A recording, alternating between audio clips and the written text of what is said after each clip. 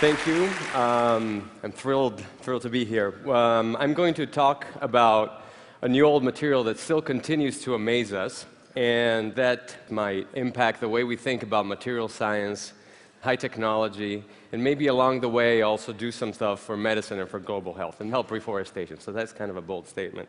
I'll tell you a little bit more. This material actually has some traits that make it seem almost too good to be true. It's sustainable. It's a sustainable material that is processed all in water and at room temperature. And it's biodegradable with a clock, so you can watch it dissolve instantaneously in a glass of water or have it stable for years. It's edible.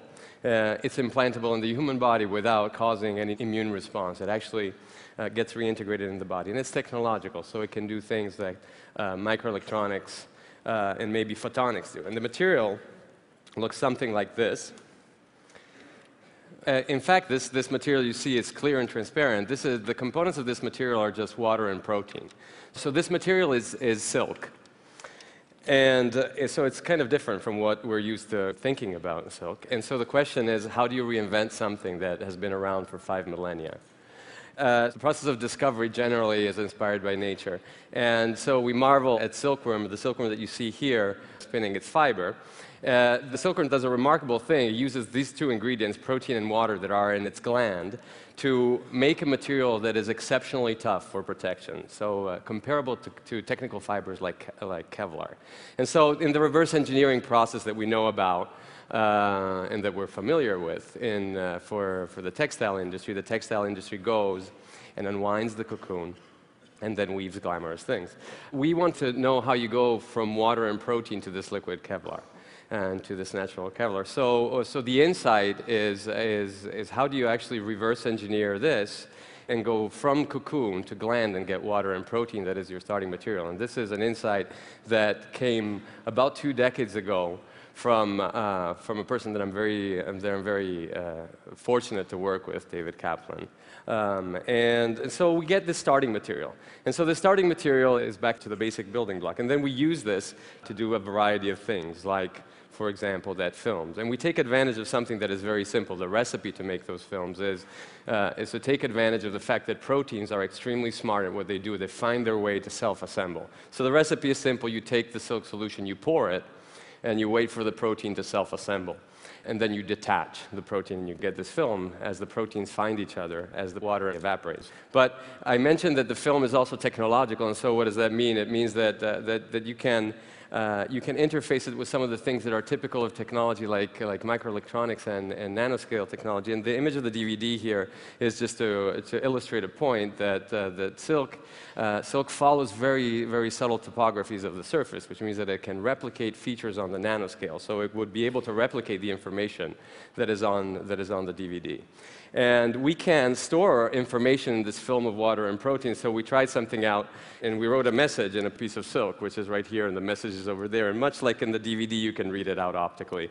And this requires a stable hand, so this is why I decided to do it on stage in front of 1,000 people. So let me see. So as you see the film go in transparently through there, and then...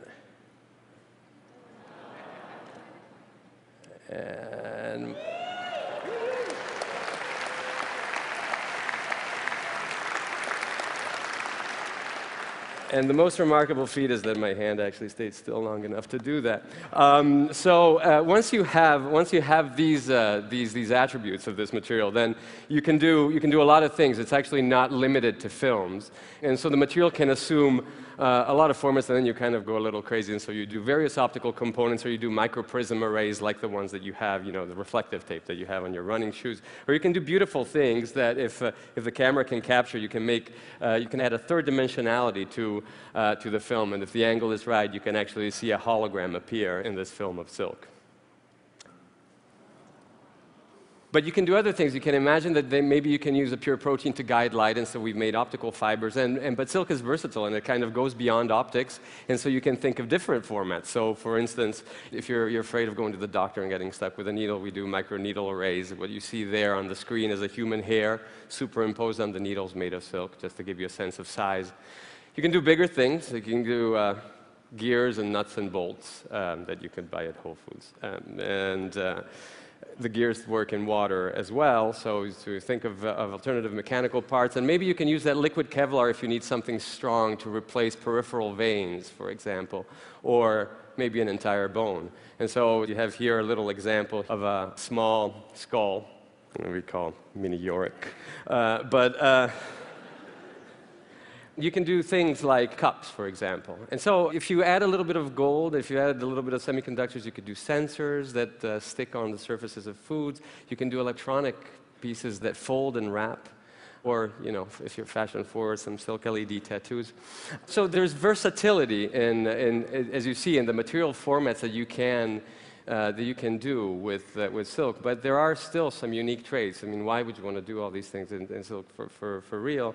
I mentioned it briefly at the beginning. The protein is biodegradable and biocompatible, and you see here a picture of a tissue section.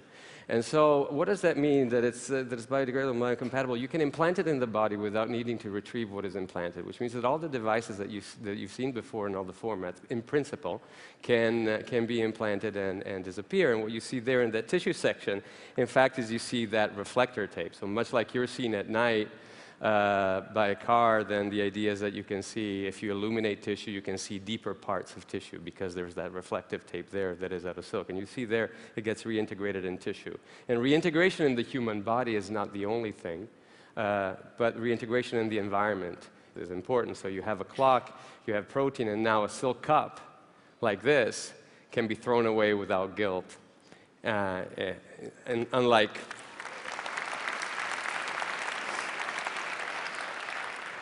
the polystyrene cups that unfortunately fill our landfills every day. It's edible, so you can do smart packaging around food that you can cook with the food. It doesn't taste good, so I'm going to need some help with that. But probably the most remarkable thing is that it comes full circle. Silk, during its self-assembly process, it acts like a cocoon for biological matter. And so if you change the recipe and you add things when you pour, so you add things to your liquid silk solution, or these things are enzymes or antibodies or vaccines, then the self-assembly process preserves the biological function of these dopants. So it makes the materials environmentally active and interactive, so that screw that you thought about beforehand can actually be used to screw a bone together, fracture bone together, and deliver drugs at the same time while your bone is healing, for example. Or you could put drugs in your wallet and not in your fridge. So we've made a silk card with penicillin in it, and we stored penicillin at 60 degrees C, so at 140 degrees Fahrenheit, for 2 months without loss of efficacy of the penicillin. And so that could be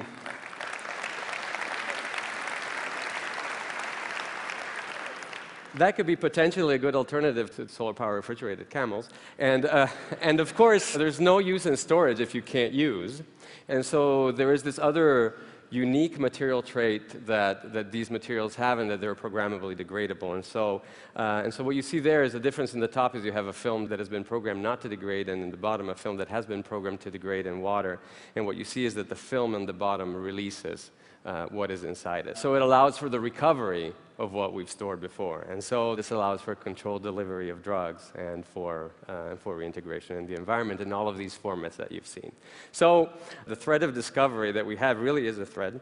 We're impassioned with this idea that whatever you want to do, whether you want to replace a vein or a bone, or maybe be more sustainable in microelectronics, perhaps drink a coffee in a cup and throw it away without guilt. Maybe carry your drugs in your pocket, deliver them inside your body, or deliver them across the desert. The answer may be in a thread of silk. Thank you.